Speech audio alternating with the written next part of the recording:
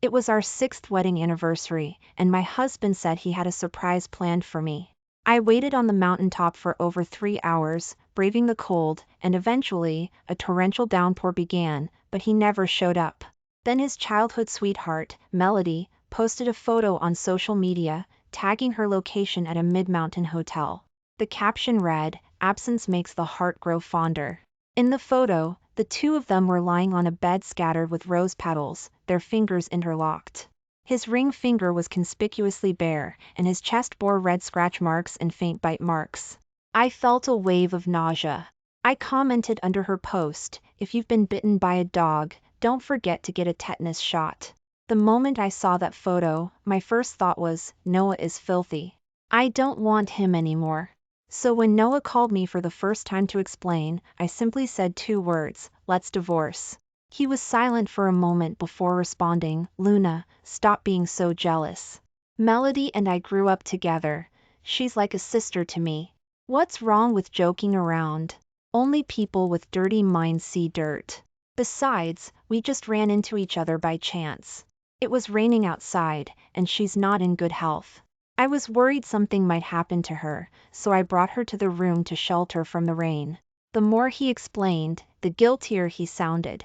I interrupted impatiently, "I'm still on the mountaintop. I've been waiting for you for 3 hours and standing in the rain for 1. There's no shelter here, and I don't dare go down the mountain on my own." Hearing that I was in a precarious situation, Noah sounded anxious, "Wait for me. I'll come get you." I waited another hour, but even after the rain stopped, Noah never came. The muddy mountain path was treacherous after the rain, and after just a few steps, I was covered in mud. I sneezed several times, and my heart felt as if it had sunk into the muck as well, heavy and nauseated. When I got home, I took a hot shower. Then I saw Melody had posted another update, "No rain can scare me. My knight in shining armor will always take me home." Beneath it, Noah, who had never once liked or commented on my posts, had written, "I'll always protect my princess." When I refreshed the page, the comment was gone. I wondered if Noah had blocked me. My headache worsened. I took a few cold pills and fell into a deep sleep. Not long after, Noah yanked the blanket off me. "Why didn't you wait for me? I'm starving. Get up and make me something to eat, and make an extra bowl of ginger soup. Melody caught a bit of rain, and I'll take it to her later." I woke up abruptly, my headache pounding harder. My tone was sharp and impatient. "Didn't Melody feed you enough?" Noah shot up, glaring at me with anger. "Luna, can you stop? Haven't I explained everything already? I was late because of traffic. Do you have to ruin our anniversary like this? I went through so much trouble to plan a surprise for you." As he spoke, he tossed a small box at me. It accidentally hit the corner of my eye, and the pain brought tears to my eyes. He looked startled and hurried over to check my injury. As his hand approached, I caught a whiff of a familiar scent, Melody's shampoo. I could picture his fingers running through her hair, his face soft with affection. Disgusted, I pushed him away. My gaze fell on the box on the floor. The necklace inside had fallen out. It was the one I'd always wanted, the same one Melody often wore around her neck. But the cheapness of this one gave everything away. In this marriage, Melody got the genuine necklace and Noah's real love, while all I got were lies, one after another. I didn't even bother asking who the surprise at the mountain villa was really for. It was 1 a.m. I slowly looked up at Noah. "Our 6th anniversary is over, so is our marriage. Stop saying thing. You don't mean. I think we should go to the hospital and have your eye checked," Noah said, his face full of concern, as he noticed the blood seeping from the corner of my eye.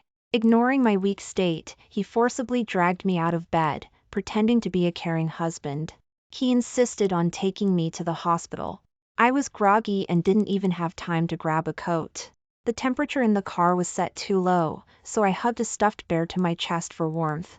Upon closer inspection, I noticed the bear now had 2 exaggerated fake eyelashes stuck to its face in obvious provocation. Noticing my reaction, Noah explained, "Last time I picked up Melody, she said the bear was cute and stuck those on as a joke. She's just a kid at heart. Don't take it so seriously." I'll buy you a new one tomorrow. This bear was a gift from my late grandmother. Heartbroken, I gently wiped its face clean and said nothing more. Just then, Melody called, "Is that old hag asleep yet? Forget about her and come drink with us. Bruce and Felix are here too." Noah glanced at me awkwardly. "She's next to me. Then bring the country bumpkin sister-in-law along. Don't live like such an old fossil," Melody said, sending over her location. Noah immediately turned the car around. "I don't want to go. Take me home." The word drinking brought back humiliating memories. The first time I met Noah was at a friend's gathering. I had dressed up carefully, only to be ridiculed. Knowing I couldn't handle alcohol, they kept pressuring me to drink, then took photos of my drunken state and posted them online. Meanwhile, Noah left me drunk and alone at the bar to take Melody home. When I woke up, I was surrounded by a group of men with bad intentions.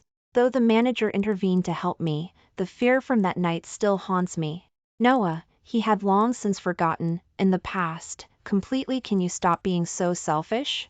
What's wrong with me? See? Catching up with some old friends? I've never interfered with your social life. Then let me down. I'll go home on my own. My head was spinning, and I just wanted to rest. I didn't even have the energy to argue with Noah. No way.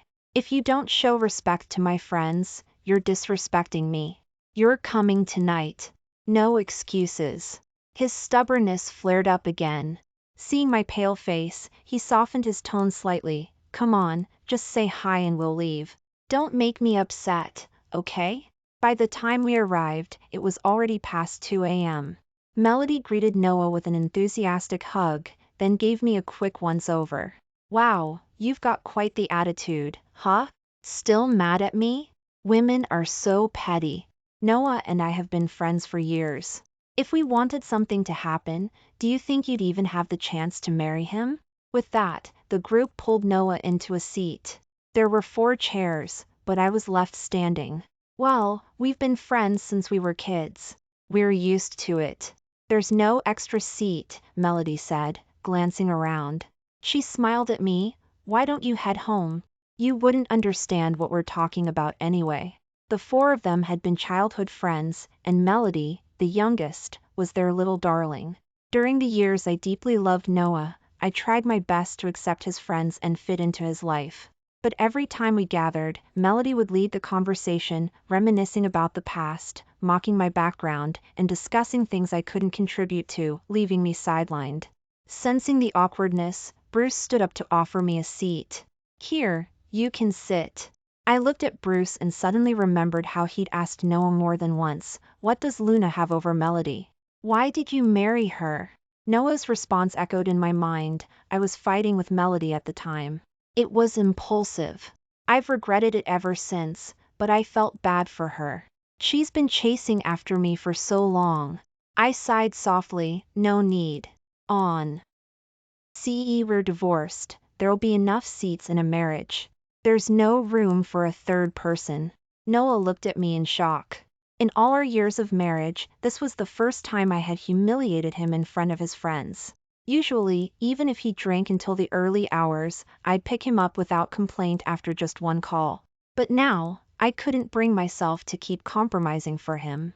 Bruce and Felix quickly tried to smooth things over, but Melody scoffed, grabbing Noah's hand. "Only useless women threaten men with divorce," she said mockingly. Noah's face darkened with embarrassment. "Luna, have I spoiled you too much? Have you forgotten the days when you begged me not to divorce you?" I picked up my phone and left without a word. I wouldn't beg him anymore. When Melody first returned from abroad, I had countless arguments with Noah over their overly intimate brother-sister relationship. Every time, Noah would say, "If you can't handle it, then let's divorce." Back then, I was still lost in the illusion of love, apologizing and pleading for his forgiveness time and time again. I had knelt at our doorstep, cried in the dead of night, but Noah only saw my patience and love as reasons to trample on me further. This time, I wouldn't bow down. I went home, packed my belongings, and moved into the small apartment I had bought before our marriage. It was part of my dowry, purchased with my own savings. When Noah found out I had bought it, he argued with me, saying, only an idiot would buy an apartment so small, remote, and embarrassing. You should have used that money to buy a car. Imagine how much cooler I'd look driving it. Later, my parents bought me a top-tier luxury car as part of my dowry, which finally satisfied Noah. I'm so glad I didn't listen to him back then. That little apartment became my sanctuary, while the luxury car had long since become Melody's personal ride. After all the drama, his sun had already risen. I was wide awake, so I went to print out the divorce papers. When I returned, I was surprised to see Noah standing at my door. This is the first time he has ever come looking for me, I thought. Last night I went too far with my words, but you shouldn't have treated my friends like that.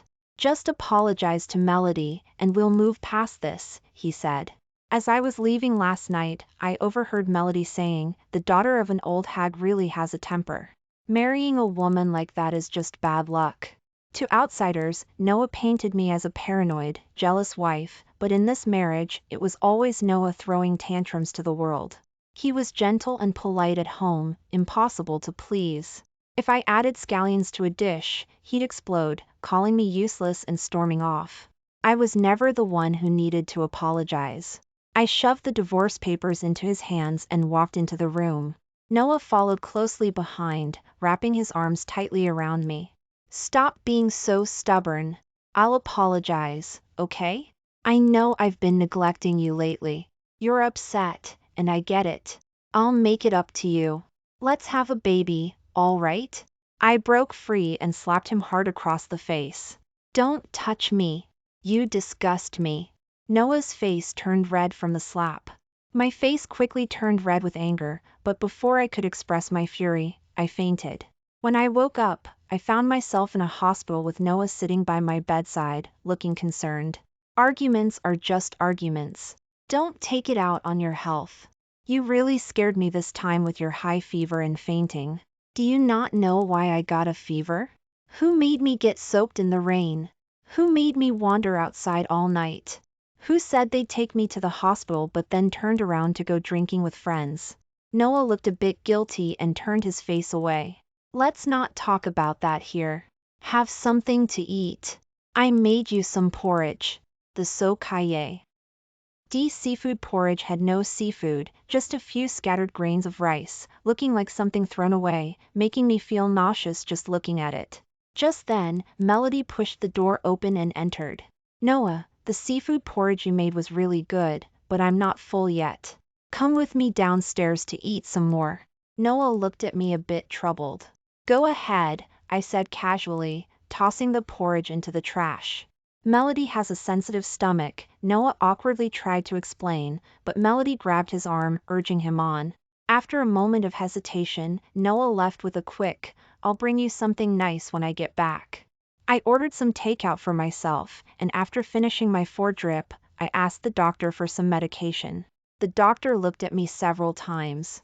Was that your husband just now? Ex-husband, that's good. I was wondering because when you were unconscious, he and that woman in the short skirt were hugging in the hallway and kissing by your bedside, treating the hospital like a hotel. He handed me the prescription and his phone. Leave your contact info. If you feel unwell, you can reach out anytime. Seeing the anticipation in his eyes, I nodded knowingly. Back home, I saw a message from Noah. Something urgent came up at work. I can't be with you. If you're not feeling well, just message me, and I'll come as soon as I can. Nice words. I remember once when I had acute gastroenteritis, I was in excruciating pain, but Noah complained I was disturbing his sleep and went to the study with his blanket. If you're unwell, go see a doctor. What's the use of telling me? I can't treat illnesses. So this time, feeling upset and unwell, I directly contacted the new doctor I met. We had coffee and went shopping, which lifted my spirits quite a bit. But when I returned home, I was stunned. The small apartment was crowded with people, both sets of parents, Noah, and Melody, all looking at me. Noah, with red eyes, was staring at the divorce papers in front of him. Melody, arms crossed, looked at me disdainfully. I've never seen such a shameless woman. Noah treats you so well, yet you're out there with another man. Mom held up a photo of me with the doctor shopping. What's going on? Noah says you cheated during the marriage and insists on a divorce. Haven't you two always been good together? I never expected Noah to stoop so low. Aunt Rachel slammed the table. Divorce her. We don't want a woman who doesn't uphold her duties. No wonder you haven't been able to conceive all these years. I bet it's because of your indecent behavior, ruining your body. A chorus of malicious, vulgar comments was directed at me. I glanced at Noah, suppressing my anger. Noah, don't twist the truth and play the victim. Do you think I don't know about the things you've done behind my back? I was planning to leave you some dignity, but since you don't want it, don't blame me for being rude. I retrieved a box from the bedroom. On moving day, I discovered a secret even more shocking than Noah's infidelity. I held back, waiting for the right moment, and now the time had come. Why did you marry me? You've liked Melody for so many years, so why choose me at the last moment instead of her? Noah looked confused. What nonsense are you spouting? I've told you many times I married you because I love you. Melody and I grew up together as friends, there's nothing between us. Melody fainted. Tears streamed down her face. Uncle, Aunt, I can't live like this. She's always slandering me and treating Noah severely, affecting my life. She's trying to drive me to death. Aunt Rachel comforted Melody, who was sobbing in her arms, while Noah looked at me with a pained expression. I don't understand why you've become like this. Why blame innocent people for your mistakes? Why ruin a young girl's reputation with malice? I let out a cold laugh and threw the documents from the box in Noah's face. You chose me because my family's financial situation was better at the time. Your family's company was on the verge of bankruptcy and needed my dowry to cover the losses. All these years of marriage, you've been entangled with Melody. I have hotel records and surveillance footage throughout our marriage. Noah's family had always looked down on me for being the daughter of a nouveau riche, thinking I was scheming and not as pure and straightforward as Melody, believing I was materialistic and not as cultured as Melody. But without me, where would they have their current affluent lifestyle? Hearing this, Noah panicked. Luna, stop talking nonsense. When did I ever use your dowry? I brought both families here to give you one last chance. There's no need to turn the tables on me. I turned on the TV, and the video of the two at the hospital played. In the video, I lay on the hospital bed, pale and unconscious, while Noah held Melody, whispering something to her. The two laughed and joked in front of me. Seeing no sign of me waking up, Melody suddenly kissed Noah. He was stunned for a moment but didn't push her away. Instead, he deepened the kiss. The scene then shifted to the hallway, where they embraced for a long time before reluctantly parting. I obtained this footage from the doctor, my voice choked with emotion. I have many such videos. The car's dash cam recorded even more shocking scenes. If you want, I can show them all to you. Bastard, Dad erupted in anger, grabbing a chair and hurling it at Noah. If Mom hadn't stopped him, he would have charged at Noah. My daughter is lying unconscious in the hospital, and you dare to do such things right by her bedside? It's outrageous. I can't even begin to imagine how much she suffered in your house all these years. I couldn't even remember all the grievances, but I just recalled that in the end, I got used to it under Noah's constant brainwashing and manipulation. I didn't dare to get angry or question him. I could only silently doubt myself and bear all the pain alone. Thankfully, that heavy rain woke me up and made me see clearly the man I had loved for 6 years, who had deceived me for 6 years. Mom and Dad, let me explain. It's not what it looks like, Noah pleaded, his pride gone, his face pale and flustered. But with the evidence so clear, how could he explain it away? In the past, he could rely on my love and trust to deceive me time and again, but now no one present would believe his lies. I looked at Noah and calmly said, sign the divorce papers now, and I'll let you keep some dignity. If this drags on, it won't look good for either family. I won't divorce you, Luna. Don't be so cruel to me. It's all a misunderstanding. You're the only one in my heart. We've been married for 6 years. Don't you understand my feelings? I briefly recalled those 6 years. After the love faded, I couldn't find any proof that Noah had ever loved me. He never picked me up from work, never cooked a meal for me. The first and only surprise in 6 years was intercepted by Melody. If I hadn't seen his passionate, reckless love for Melody, I might have convinced myself that Noah was just not good at expressing himself. But his affection for Melody was all too clear to me. Luna, men often have to socialize outside. These two kids grew up together, they might have lost their boundaries a bit, but it's not a big deal. Listen to me. Have a child. Once the child is born, a man's heart will settle. Aunt Rachel advised. I avoided her touch. If you're willing to live like this, that's your choice. I can't tolerate it. Haven't you always looked down on me, wanting Melody to be your daughter-in-law? Now you can have our wish, but you must return my dowry and the marital assets that were transferred away. Every single cent. We all know where those assets went. Seeing everyone looking at her, Melody's face turned awkward. Noah, say something for me. It's not like that. I didn't. Noah, who had always staunchly defended Melody, was now silent. He walked over to me, looking pitifully at me. Don't say such cruel things. It hurts me. As I was about to leave, he grabbed my hand. Melody, feeling neglected, burst into tears and ran out. You're all ganging up on me. Fine, I'll just die. Die and then you can be together without any worries. The hand holding mine loosened instantly. Almost instinctively, Noah chased after her. When he reached the door, he stopped awkwardly and looked back at me. Luna, I just can't stand by and watch her get hurt. Even if she were a stranger, I wouldn't ignore it. I smiled faintly, not arguing. Memories involuntarily surfaced in my mind. The biggest argument Noah and I ever had was when I discovered he had switched my vitamins with birth control pills. I angrily confronted him. If you don't want kids, you can tell me. Why do this? Do you know how harmful excessive birth control can be to the body?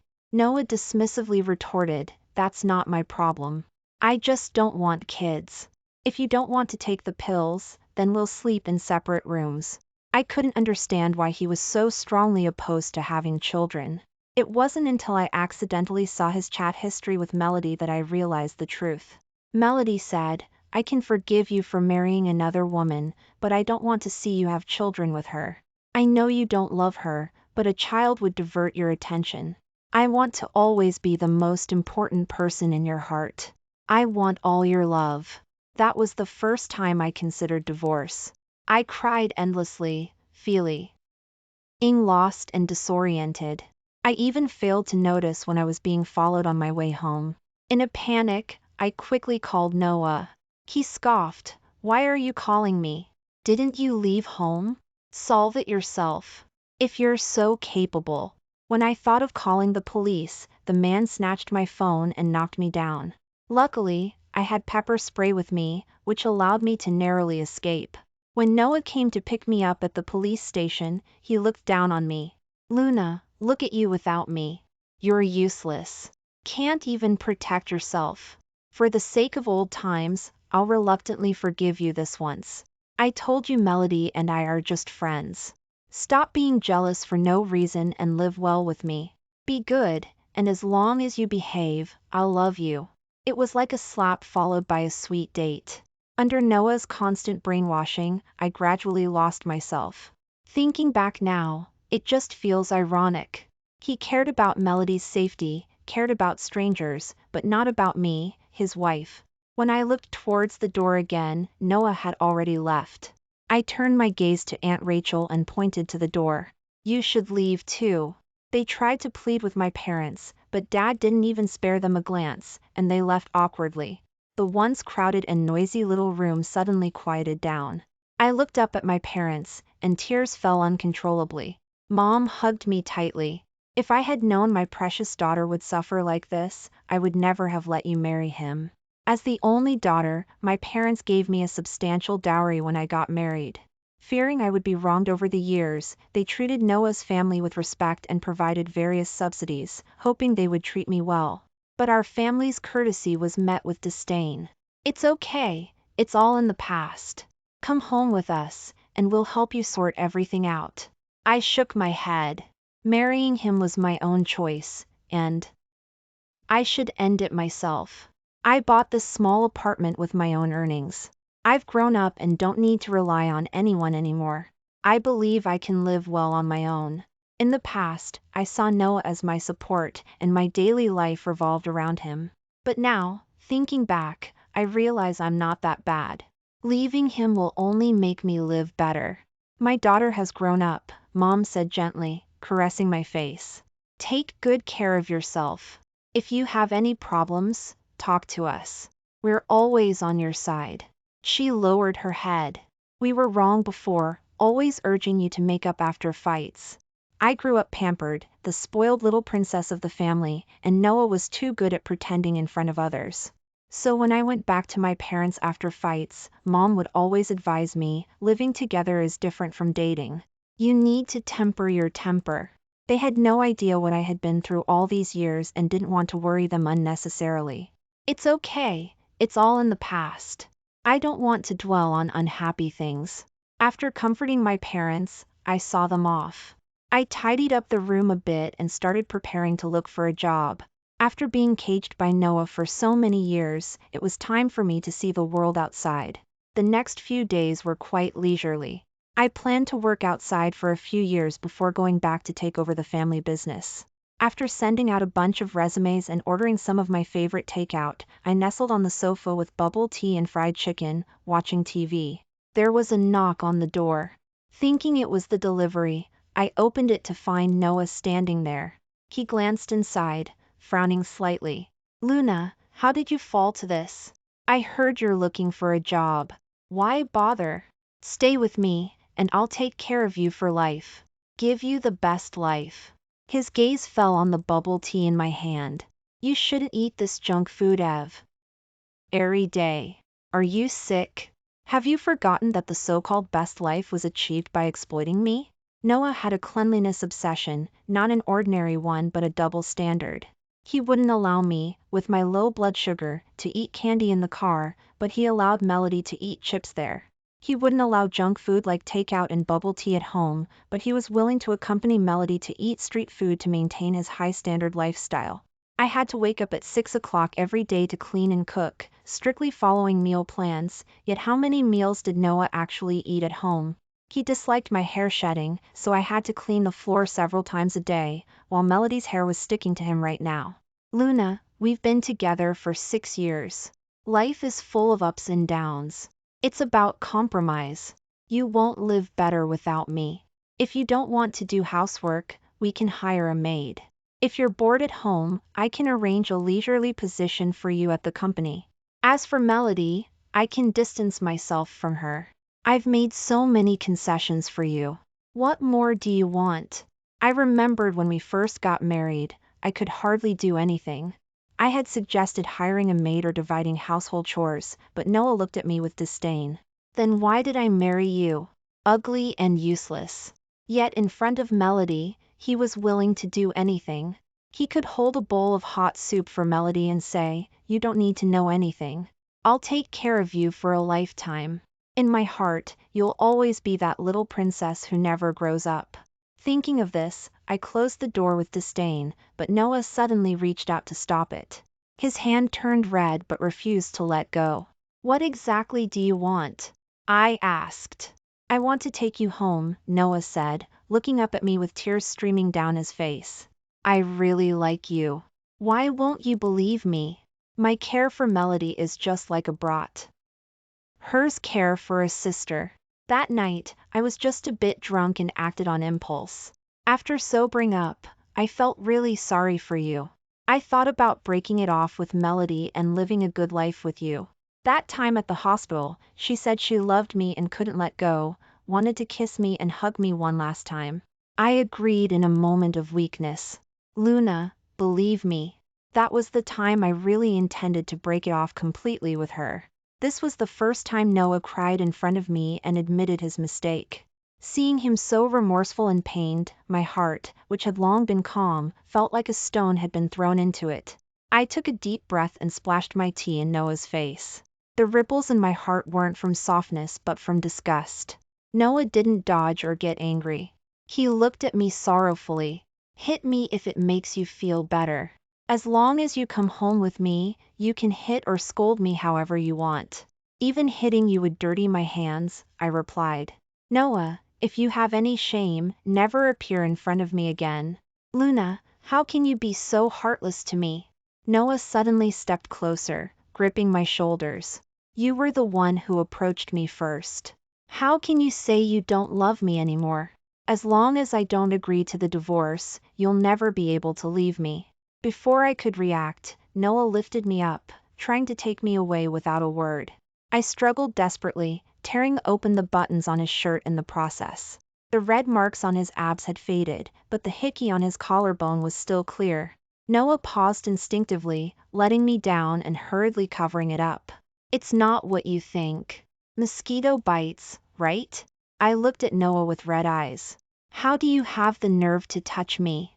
Noah, don't you feel dirty? Just looking at you makes me sick. Get out of my house, or I'll call the police. I don't know if it was my words or my TRS that worked, but Noah stepped back a few times, looking at me with a cautious, pleading gaze. Finally, with red eyes, he fled in panic. That night, I received a video from Noah. He was repeatedly washing himself with cold water, saying, Luna, I've cleaned myself up. Please don't be angry. Give me another chance. I beg you. I immediately blocked all contact with Noah and moved overnight to a long vacant house under my parents' name. I was afraid Noah would find my house again and do something drastic. After much thought, I contacted a lawyer to prepare for a divorce. I had prepared for everything but overlooked Melody. A woman in love is more formidable than Detective Conan. Melody painstakingly found her way to me. You're the one who instigated Noah to ignore me. Who do you think you are? First come, first served. Don't you understand you're the home wrecker in our relationship? Let me tell you, don't think you've won with a little trick. I can get Noah back to my side. I rubbed my ears, irritated by the noise, and replied, be my guest. Whoever wants that trash can have him. I certainly don't want him anymore. Melody was taken aback, clearly not expecting such a reaction from me. She quickly tried to provoke me again. Enough with your tricks. There's surveillance at the door, so don't think about framing me. Melody had used this tactic countless times over the years, trying to provoke me into hitting or scolding her, then crying to Noah. She paused, wanting to say more, but Noah had already arrived, looking haggard and smelling of perfume masking alcohol. His eyes lit up the moment he saw me. Mel said you were here. I finally found you. You have no idea how much I've missed you. I haven't contacted her at all during this time. I've really changed. Please believe me. I won't force you to do anything you don't like anymore. I won't dare bully you again. Please don't ignore me. Melody's gaze at me was filled with even more resentment. To her, Noah used to come whenever she called. She never imagined that one day she would need to go through me just to see him. If you're here to sign the divorce papers, then you're welcome. If not, I'll call security. Noah looked at me for a long time. This time, he didn't even dare to reach out to touch me. Slowly, he said, okay, I'll sign. Just let me look at you a little longer, please. I let Noah in. Melody tried to hold his hand, but he shook her off in disgust. Once inside, Noah kept staring at me as if he had 1,000 words stuck in his throat. I made myself a cup of hot tea and sat on the sofa, reading a book. Sign the papers and leave, I said. Luna, do you really have nothing else to say to me? Seeing that I didn't answer, Noah continued speaking to himself. He talked about our first meeting on a summer evening and our 6 years of marriage. He said he loved me very much during this time. A police officer called to say that Melody had been in a car accident, but he just coldly hung up the phone and continued talking to me. A moment's hesitation is truly just a moment's hesitation. If I had held my ground back then, we wouldn't have ended up here. Saying this, he slapped himself hard twice. I know it's too late for regrets now. I just beg you, don't hide from me. Even if I can only watch you from afar, where you can't see me, that would be enough. I yawned. Are you done? If so, sign the papers and leave. Suddenly, it started pouring rain outside. With tears streaming down his face, Noah signed his name on the divorce papers and resolutely walked into the rain. The rain lasted all day and night, and Noah stood in it the entire time. His family took turns trying to persuade him, but he refused to leave, punishing himself in a self-destructive manner. I drew the curtains, shutting out all the noise from outside. My love for Noah began with a gentle breeze of a summer evening years ago and ended with a heavy rain of a late autumn night. From now on, I will start a new life, and everything about Noah will no longer concern me.